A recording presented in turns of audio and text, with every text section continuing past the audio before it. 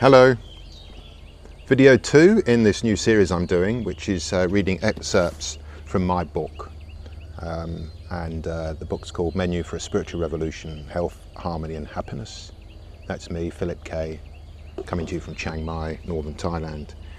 Now in the first video, which I recommend you watch of this series, I read out the very first paragraph of chapter 1, and chapter 1 is called Welcome to Your Spiritual Revolution. And I'm just going to quickly read that chapter first, in case you haven't seen the first video, and that'll keep us up to date. In this series of videos, I'm going to read little extracts or a paragraph or 2 or 3 or something from my book, and then I'm going to comment on it as I'm seeing things today, as I'm reacting to reading my own words. And this book I began writing something like 2009, 2010. It took me a long time to write. So this is the opening bit, and we've covered this in the first video, but I'll read it to give you context. Brothers, sisters, friends, citizens, this book is a call to arms. Humanity has committed a dreadful crime against itself and against Mother Earth. It is surely time for us, all individual human beings, to wrest the initiative and solve our existential crisis. Not by overthrowing or fighting anybody, but by empowering ourselves and transforming our lives one by one into the beautiful, miraculous, individual, interconnected human beings that we were born to be. And that was from my video, the first video. And now let's move on to today. The second paragraph says, "And never let anyone tell you we are not worthy to be such beings." When I wrote that, what I mean is that we were all created and born. We think we have our parents, but the universe created us, or the world created us, so we've got other parents. And you know, you can look at it this way, that we've been invited to a huge big party. And when you go to a party, you're not supposed to be miserable and struggling and suffering and filled up with negative self-talk and thinking you're not good enough and not worthy enough and lacking confidence and lacking self-assurance and so on. And this is the lot of most people. Now in Chiang Mai I meet lots of people from all over the world, because it's a bit of a traveller and tourist place, and a lot of us have settled here as well. And I meet very successful people who created big businesses, or they've written books, or whatever they've done, and they still face up to this voice inside them, oh, I'm not really good enough, and what happens if nobody likes me, and what happens if this goes on, blah blah blah. So we all have this inner voice, of a critic, a voice of destruction, negative self-talk, whatever you want to call it. Ultimately speaking, the force of energy that traps us is, I'm worried what you think about me. When I speak, you might think what I'm saying is bad, you might think what I'm doing is bad, and you're going to judge me negatively. So therefore, if I don't speak or don't say anything, I can't be judged, and then you don't live. Let me read on to the third paragraph. We live in turbulent, tempestuous times characterized by massive change, yet marked by political weakness, corporate corruption, and unfit for purpose education and healthcare systems. Oh, and a downright disrespect for our environments. I put a plural there, environments, because the way I look at the world is there's the environment, the whole world out there beyond my skin, but inside my skin is my internal environment. And so we can look at the external environment, internal environment, demarcated by your skin.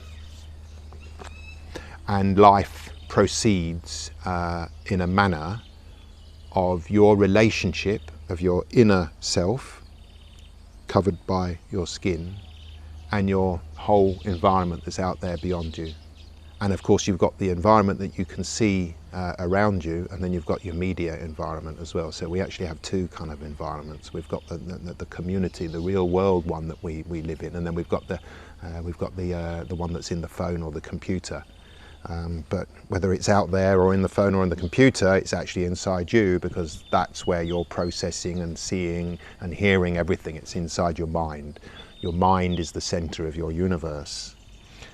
We live in turbulent, tempestuous times. Oh yes, we do. Now, I wrote that over 10 years ago, and I've been thinking that for my whole lifetime, because I've been traveling since 1991. I've met thousands of people. I've taught thousands of people. I've chatted to thousands of people. I've got to know thousands of people, all ages, all backgrounds, all countries. I've taught people from 35 countries. I've been to 22 countries. So I've got a good handle, I think, on humans and human relationships. Look, this is not a negative thing. I think there's lots of good things happening, but only for a few people who've perhaps carried out their spiritual revolution already. This is to help everybody who needs a bit of guidance. If you're new to driving a car, you need somebody to help you in the passenger seat. If you're going on a long journey, you want a navigator that does the map reading and so on. So, and again, this is where we're interconnected. Our whole life is based on relationships. So if we don't know how to communicate very well, and I'm going off on a tangent, but it's true, if we don't know how to communicate very well, we will struggle with our relationships. We're never taught how to communicate at school, and this is why I say there that we've got an unfit for purpose education system. I am a teacher. I'm a language teacher. I didn't go down the usual path. I became a language teacher in Bangkok in 1991, just before Christmas, and I was teaching adults for years. I was teaching them to communicate, and if I'm teaching you to communicate in Thai, you can't get good at Thai if you don't speak it, and if you don't listen to it, and if you don't read it. So the onus is on you to do the work. So me as the teacher, the onus is on me to do whatever I can to help you be motivated to do your work. And our school systems don't do that. Our school systems are all about teaching and preaching. They don't reach. That's another day, because I'm actually creating the Infinity Learning Academy to bring proper education out into the world. And I also said that an unfit for purpose healthcare system. Healthcare it's not healthcare. It's got nothing to do with health. It's only about sickness and illness and disease, and it treats symptoms. And this is the human being, for some reason, rejecting its innate intelligence. If I've got a cough and I'm a typical person, I go away and I get a pill or I get a medicine. Or if I've got a fungus on my skin, I go away and get a cream. Or if I get a cold, I want this and that, and I want all these things. And then it will come back, and it will come back because we just externally treat it. We look at the symptom and we treat it. But why did it happen? What was the root cause? If you know what the root cause is, maybe you're drinking too many cans of Coca-Cola. Maybe you're eating the wrong diet. Maybe you're doing too much exercise. Maybe you're not doing any exercise. Maybe you're getting angry too often. What's the root cause of your troubles? Now, illness is something we go to the doctor, treat me please, doc. Wellness is something we have to do ourselves. You can't go to the hospital and say, excuse me doctor, how can I be well? Because they don't know. They're only trained to deal with ailments, symptoms, diseases, things with names. We live in turbulent, tempestuous times characterized by massive change. Well, we've moved from the second millennium to the third millennium. We've moved from the 20th century to the 21st century. We're moving from the industrial age into the information age. And it's like we're in the ship of humanity, and we'll be tossed and turned at the bottom of South Africa or India as we go from one ocean into the other. So we're living in two spaces in two times, and that's why there's so much turbulence and so many trials and tribulations and troubles in our world, because the human beings are faced with huge change. And any organism will be stressed by change, and they have to use their intelligence to navigate the change. We're not doing that. We've decided we don't want to be intelligent for some reason. So corporate corruption, well, that's a whole video, isn't it? That's a whole hour, 2 hours. Corporate corruption. Corporations are huge things, and their whole business is money. Political weakness. Look, I'll close this video on this line. Political weakness. Dear. I'm a teacher, and as I say, I became an accidental teacher, and in my classroom I am, whether I like it or not, I am the leader.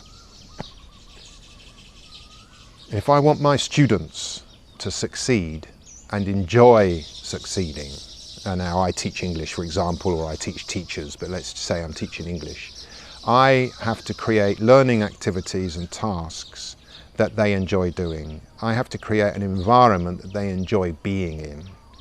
And most importantly, I have to invite them to share the responsibility and the role, and have their own role for the group success. So individual success is related to the group success. If the group is malfunctioning, the individuals are unlikely to be enjoying themselves. If the group is functioning very well and one individual has some kind of problem, it can usually be resolved. Now the point about this is that leadership is,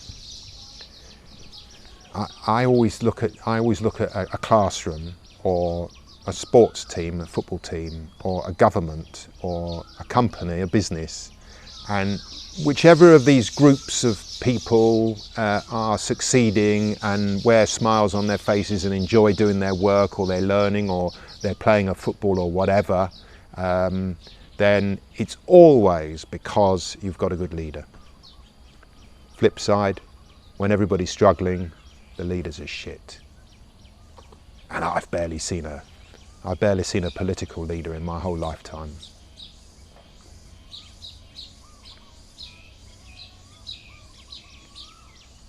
Leadership creates the energy force for all group members to do their stuff. Now, I'll close this one by saying that a spiritual revolution is where you take charge of your own life, your health and your destiny. You learn the skills and you learn the knowledge you need to lead yourself, and you do all the learning. My job's to guide you in that learning. Now, when you are skilled at learning, and when you can lead yourself and take charge of your own health and life, you will be of immense value and benefit to the rest of the world. But probably in particular, your close family, your friends, your community, your workplace, wherever you have relationships with other people, your neighbours, the shopkeeper. And when you can lead yourself, you can lead other people. Because at the end of the day, leadership is making sure that every single group member is having a good time. Enough of all this misery and emotional angst and worry and fear and all that palaver. Enough of it. It's a choice. I'll finish this particular video by saying one of the first places you can change your habits is with your diet. This took me a long time. I was lucky. I'm living in Thailand. We have quite healthy food here, but nevertheless, drinking too much beer, eating too many crisps, too much of the wrong things.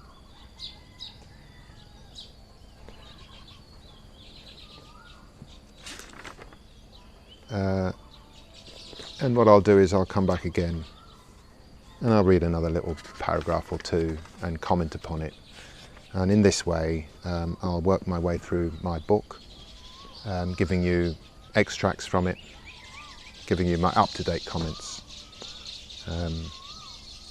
Okay, wherever you are, have a fantastic day. And just think about it, food for thought at the end of this video. How can you better take control and manage your own life and your own health? Because that's what a spiritual revolution is. Keep watching my videos. Bye for now.